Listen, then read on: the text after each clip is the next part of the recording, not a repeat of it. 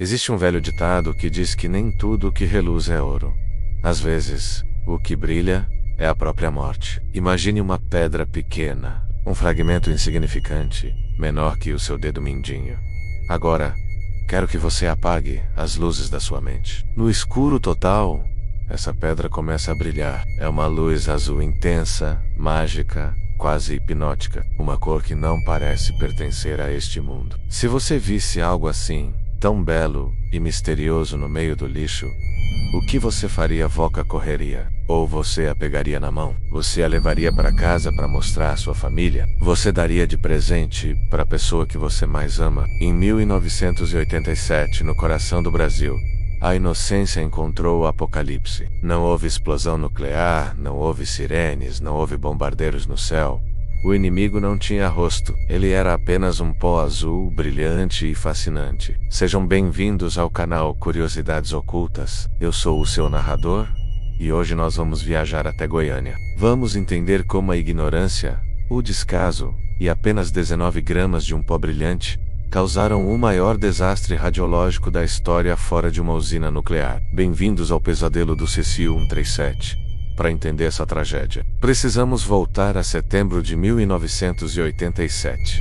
O cenário não é um laboratório de alta tecnologia, mas sim as ruínas do antigo Instituto Goiano de Radioterapia. O prédio estava abandonado, parcialmente demolido, uma carcaça de concreto no centro da cidade. O local era objeto de uma disputa judicial, e por isso ficou esquecido. Mas dentro dele, a morte esperava pacientemente. No dia 13 de setembro, 2 catadores de papel e sucata, Roberto dos Santos e Wagner Mota, entraram no prédio em busca de algo de valor.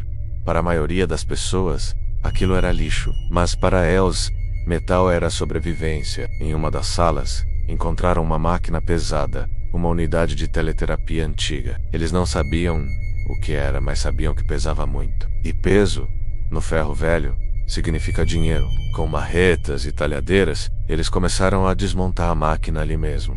Dentro da blindagem havia uma cápsula de chumbo extremamente pesada. Eles ficaram felizes. O chumbo tem um alto valor de revenda. Colocaram a peça em um carrinho de mão e caminharam pelas ruas de Goiânia sob o sol quente, empurrando, sem saber, o fim de suas próprias vidas. Naquela mesma noite, os dois começaram a sentir os primeiros sintomas.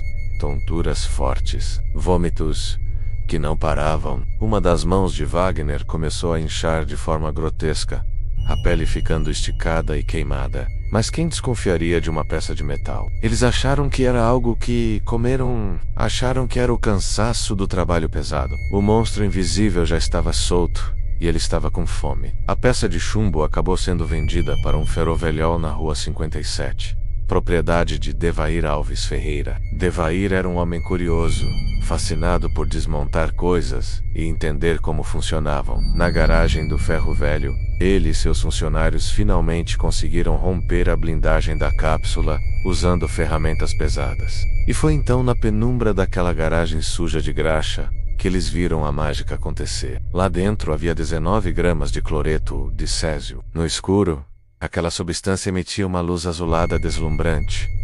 O brilho da morte. Devair ficou maravilhado. Ele achou que aquilo era algo sobrenatural, talvez uma pedra preciosa desconhecida, ou algo valioso. Ele achou que tinha tirado a sorte grande. Encantado, ele levou a cápsula para dentro de casa.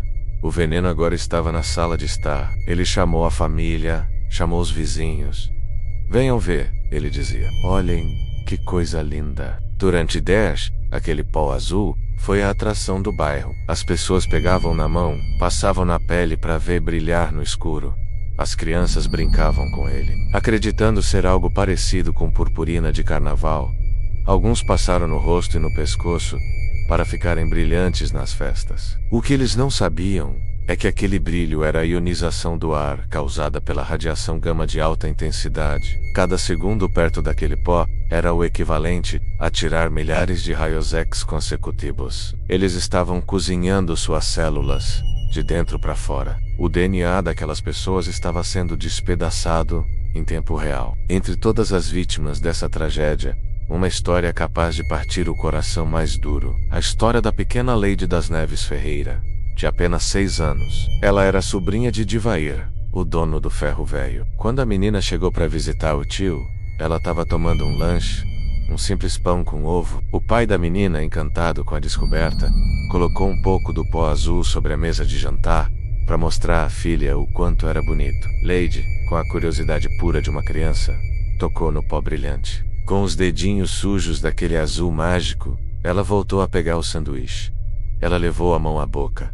Ela comeu o pão. Lady das Neves não apenas tocou na radiação, ela ingeriu. O Cesium-37 entrou em seu sistema digestivo, sendo absorvido pelo estômago, espalhando-se por cada gota de sangue, aloiando-se em cada órgão, em cada osso do seu pequeno corpo. Ela se tornou literalmente uma fonte radioativa viva.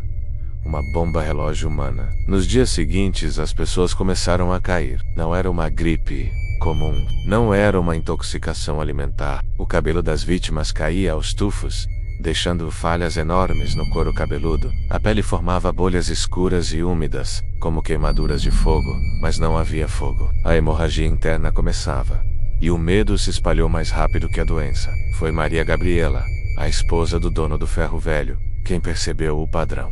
Ela, embora simples, teve uma intuição salvadora. Ela notou que todos que ficaram doentes tinham estado perto daquela pedra mágica ou convivido com quem esteve. Num ato de coragem desesperada menos e sem saber que estava assinando sua própria sentença de morte, ela pegou a cápsula, colocou num saco de estopa, entrou em um ônibus de transporte coletivo lotado e a levou até a vigilância sanitária. Imaginem a cena por um segundo. Um ônibus de linha comum, cheio de trabalhadores cansados e estudantes voltando para casa, e em um dos bancos, uma sacola emitindo radiação letal, capaz de matar todos ali. Quando os médicos da vigilância sanitária receberam o saco, acharam estranho, mas deixaram no pátio. Porém, quando um físico foi chamado com um contador Geiger, o aparelho enlouqueceu antes mesmo de lhe entrar no prédio. O ponteiro bateu no máximo. O nível de radiação era tão alto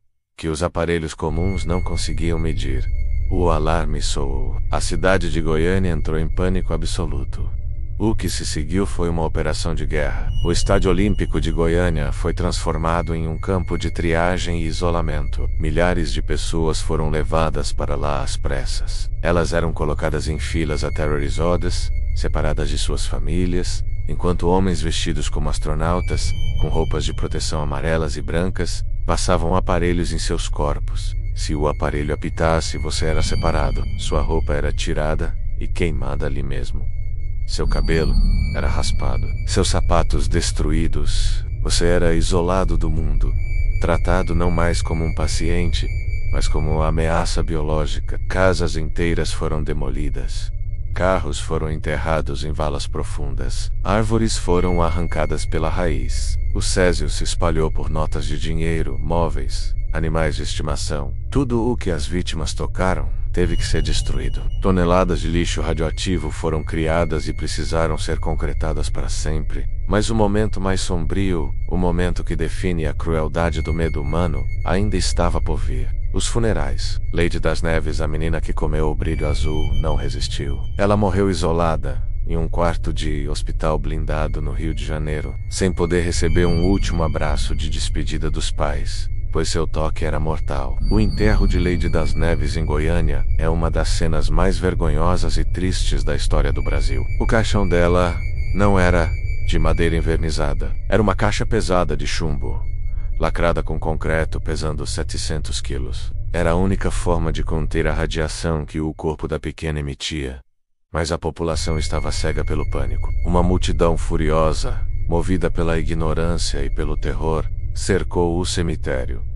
Eles não queriam deixar a menina ser enterrada. Gritavam que o corpo dela iria contaminar o solo. Queria matar a cidade inteira. Enquanto o guindaste tentava baixar o caixão de chumbo, a multidão jogava pedras e tijolos. Eles apedrejaram o caixão de uma criança de 6 anos. Foi preciso a polícia intervir, usar força, para que uma menina pudesse ter o direito de descansar em paz. Naquele dia, a inocência foi apedrejada pelo medo. O acidente com o Césio Fuibai Sanchiti deixou 4 mortos imediatos. Lady, sua tia Maria Gabriela, e 2 funcionários do ferro velho, mas deixou centenas de contaminados que carregam as sequelas até hoje. Cânceres, amputações, depressão profunda, e deixou uma cicatriz social. Por anos, quem tinha placa de carro de Goiânia era barrado em outros estados. Hotéis recusavam hóspedes goianos. Ninguém queria comprar roupas ou comida vinda de lá. O preconceito foi tão tóxico quanto a radiação. O brilho azul se apagou, mas a sombra que ele projetou ainda existe sobre as famílias que perderam tudo. A história de Goiânia nos ensina que a tecnologia sem controle é uma arma engatilhada. Nos ensina que o descarte incorreto de um único objeto pode destruir a vida de milhares. Mas acima de tudo nos lembra da fragilidade humana.